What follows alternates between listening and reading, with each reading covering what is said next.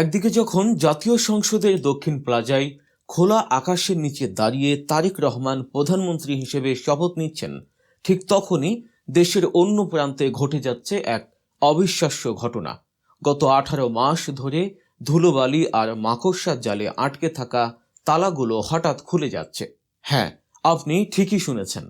যে আওয়ামী লীগের নাম শুনলে একসময় মানুষ ক্ষোভে ফুঁসত, সেই আওয়ামী লীগের পার্টি অফিসগুলো আজ দিব্যি খুলে দেয়া হচ্ছে। আর সবচেয়ে বড় চমক কি জানেন? এই তালা খোলার চাবিটা কিন্তু আওয়ামী লীগের হাতে নেই, চাবিটা তুলে দেয়া হয়েছে খোদ বিএনপি নেতাদের হাত দিয়েই। শুনতে অবিশ্বাস্য মনে হলেও এটাই এখন বাংলাদেশের রাজনীতির সবচেয়ে বড় রিয়েলিটি শো।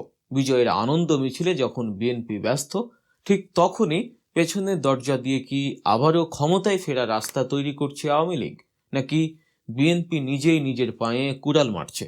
আজকের এই ভিডিওতে আমরা সেই গোপন সমীকরণেরই ময়না তদন্ত করব, জানব কেন বিএনপি তার চিরশত্রুকে আবার অক্সিজেন দিচ্ছে, আর এই ভয়ঙ্কর খেলায় শেষ পর্যন্ত আসল ক্ষতিগ্রস্তটা কে হতে যাচ্ছে। দৃশ্যপটটা একটু গভীরভাবে ভাবুন। 12 তারিখের ভূমিধ্বস বিজয়ের ঠিক পরদিনই পঞ্চগড় সদর উপজেলায় এক অদ্ভুত দৃশ্য দেখা গেল। যে আওয়ামী লীগ অফিস গত 1.5 বছর জনমানবহীন ছিল, সেখানে তালা খুলে দিচ্ছেন এক বিএনপি নেতা। তিনি হাসছেন, হাত মেলাচ্ছেন, আর তার দেখাদেখি যেন সারা দেশে একটা জোয়ার শুরু হলো।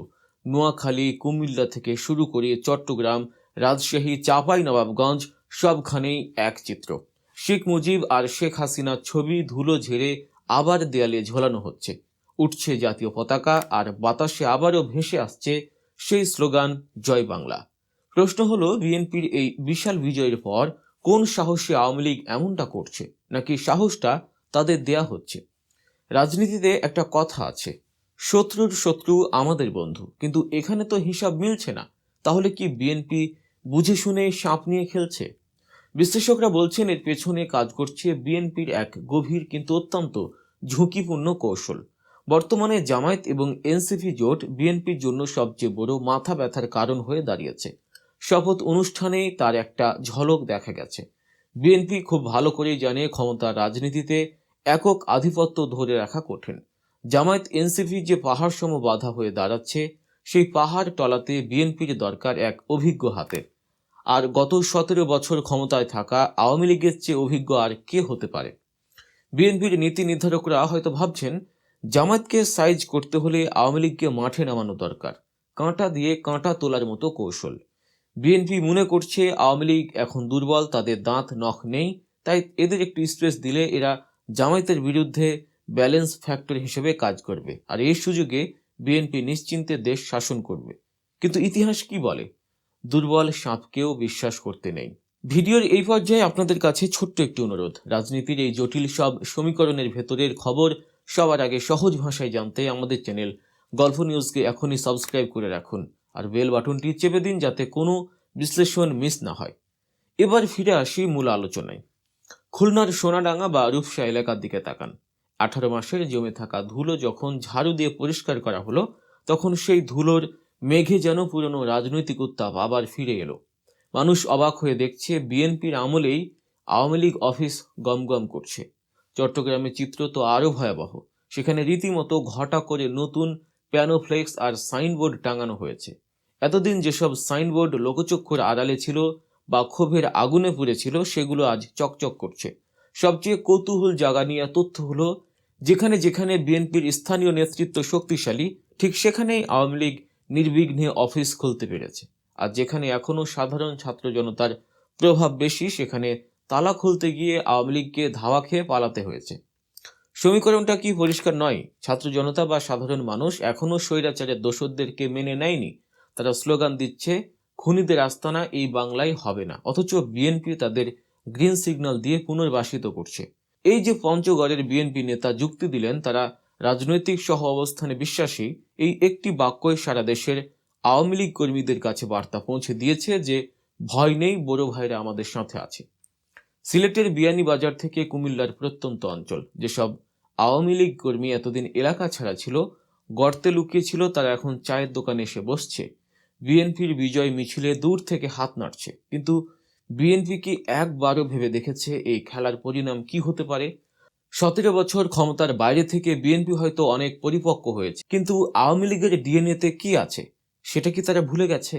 শত্রুকে পুরোপুরি শেষ না করে জিইয়ে রাখার এই কৌশল বুমেরাং হতে বাধ্য, কারণ আওয়ামী লীগ এমন কোনো রাজনৈতিক দল নয় যাকে আপনি চাইলেই পুতুল নাচ নাচাতে পারবেন। আর বিএনপি তাদের হাত ধরে টেনে তুলছে।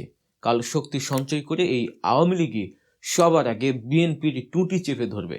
নির্বাচনের ফলাফলের দিকে তাকালে দেখা যায় প্রচুর সাইলেন্ট ভোটার বা সাবেক আওয়ামীপন্থী ভোটার এবার ধানের শীষে ভোট দিয়েছে। কেন? কারণ তারা জামায়াত এনসিপি জোটকে ক্ষমতায় দেখতে চায়নি। এই ভোটারদের প্রতি বিএনপির একটা দায়বদ্ধতা তৈরি হয়েছে, এটা সত্য, কিন্তু সেই দায় মেটাতে গিয়ে মাঠ পর্যায়ে আওয়ামী লীগকে স্ট্রেস দেওয়াটা হবে আত্মঘাতী। বিএনপির তৃণমূল কর্মীরা যারা গত 1.5 যুগে আওয়ামী লীগের হাতে সবচেয়ে বেশি নির্যাতিত হয়েছে, মামলা হামলা শিকার হয়েছে, তারা আজ কনফিউজ। তারা দেখছে তাদের নেতারাই তাদের নির্যাতনকারীদের সাথে হাত মেলাচ্ছে। এতে দলের অভ্যন্তরীণ কাঠামো দুর্বল হয়ে পড়বে।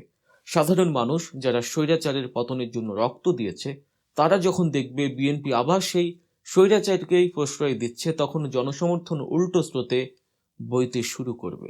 ঢাকা 23 বঙ্গবন্ধু এভিনিউয়ের সামনে গত কয়েকদিন ধরে যে আনাগোনা দেখা যাচ্ছে তা 18 মাস আগের থমথমে পরিস্থিতির সম্পূর্ণ বিপরীত।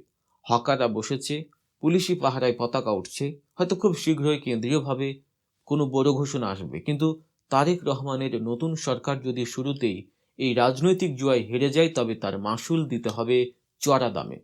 সরকার যদি শক্ত অবস্থানে না থাকে, তবে এই অফিস খোলার উৎসব বিএনপির গলার কাঁটা হয়ে দাঁড়াবে। কারণ জামায়াতকে ঠেকানোর জন্য আওয়ামী লীগকে ব্যবহার করতে গিয়ে বিএনপি নিজের অজান্তেই আওয়ামী লীগকে প্রধান বিরোধী শক্তির জায়গায় বসিয়ে দিচ্ছে। অথচ এই জায়গাটা হওয়া উচিত ছিল নতুন কোনো রাজনৈতিক শক্তির বা সুস্থ ধারার গণতন্ত্রের। সামাজিক যোগাযোগ মাধ্যমে ইতিমধ্যেই ঝড় উঠেছে। এক পক্ষ বলছে এটাই কি নতুন বাংলাদেশ, আরেক পক্ষ বলছে এটাই গণতন্ত্রের সৌন্দর্য। কিন্তু বাস্তবতা হলো রাজনীতিতে আবেগ দিয়ে পেট ভরে না।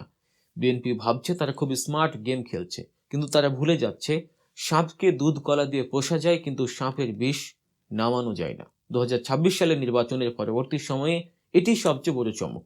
একসময় চরম শত্রু আজ একে অপরের পরিপূরক, কিন্তু এই বন্ধুত্বের আড়ালে লুকিয়ে আছে ভয়ানক এক ভবিষ্যৎ।